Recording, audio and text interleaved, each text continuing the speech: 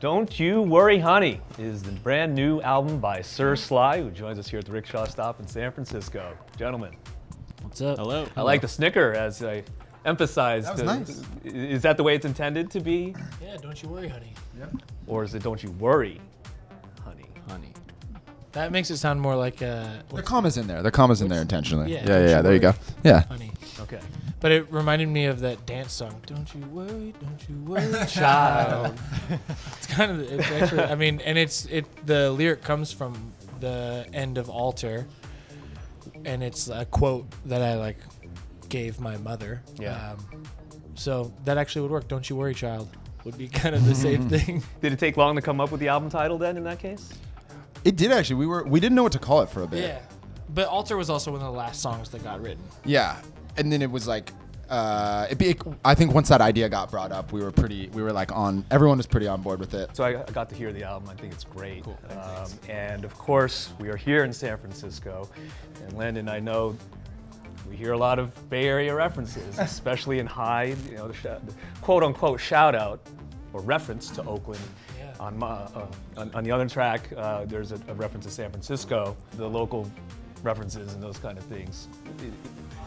Autobiographical or just came out? It's High is autobiographical. That's actually about we had a day off 2 days off in Oakland during the 1975 tour, and we opened for the 1975. Had 2 days off in Oakland. One of them happened to be 420. We invited two friends from San Francisco to come and hang out at the hotel. And we were under this gazebo smoking. I hadn't smoked in years, and I got too high. And long story short, thought I was going to have a brain aneurysm and I was going to die, so I was sprawled out on the bathroom floor. So that song came from that. Oh Mama, the two verses, we had tried to write Oh Mama pretty soon after my mom had died. I had written a bunch of lyrics of stuff that reminded me of the joy that I had being raised by her as a child, and what it was the most simply that I wanted to say. So I had written a bunch of lyrics, and then I had two dreams, like really specific, within a week of each other about my mom. And it was really bizarre because I had said to Hayden something about, I had written that lyric, but the dead don't speak in dreams, or I'd said something about how she didn't talk. And we sent it to a friend whose dad had died a few years before, and he had said something really similar about how his dad, whenever his dad would show up in his dreams, he wouldn't talk.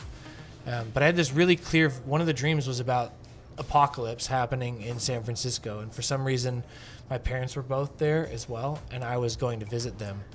There's all this really bizarre stuff, like preachers talking about like the end of the world and like biker gangs and stuff. And so the song is just about those dreams in specific, and then, you know, in the larger perspective about, I guess, maybe those dreams showing something about some deep longing.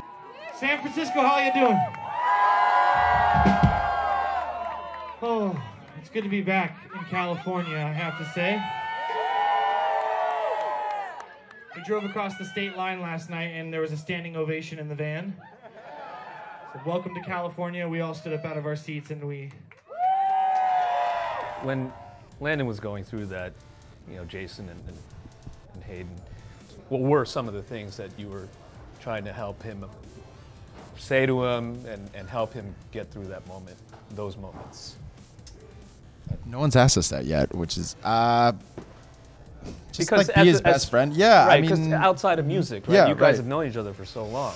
Right? Yeah, Yeah. just like, I guess, I don't know, giving space, I think, was my thing. I'm not like a huge like therapeutic talker, but You weren't hitting him up on I was- constant texts like, "Are you okay? You want to come over?" that was. I think that was more like my role. I was like at least somewhat like slightly relentless, I guess. Like he's. Yeah, I mean, it wasn't. Sometimes it was about music because that was the place to be. Like Right. sometimes Yeah. it was like I do want to be in the studio, and that was cool too. Other times it wasn't.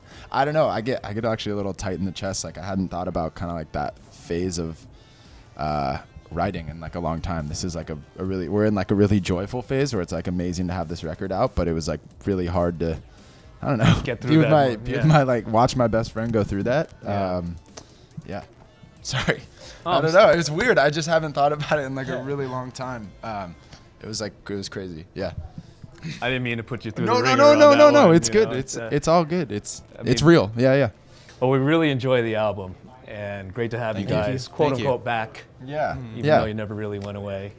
We almost did, very nearly. Like when they talk about when Jason says like the band almost didn't exist, it's like that was very real. Like when I got divorced, my ex left and headed up to Portland right away, and I was like, I'm gonna go figure it out. Like I might have to go figure it out. So I told them that, and they were like, "Do what you got to do." And I think I caused maybe a couple sleepless nights, and like put the album on hold for a few months for like a month or two at a time, like maybe 2 or 3 times during the album, like towards the end, like, and then after when my mom died, I took a little bit of space as well, and it was and I wasn't in a good way either. It's not like I was there like, hey, I just need some space, we'll figure it out on the back end. It was like, I was drinking a lot at home and spending a lot of time like isolating myself, And Came now you're out- back. and now I'm Yeah, Right, perfect. right. And we're very happy for that. Thank you. like Really. the famous boy band once said, I'm back. Backstreet's back. And I think that's the best way to end this. Really looking forward to the show tonight, Thank you. and great to see you guys again. Yeah. Thank Awesome. Thank you. Thank you. Don't You Worry, Honey is the brand new album from Sir Sly. You're watching B-Sides on Air. San Francisco. Thank you guys so much.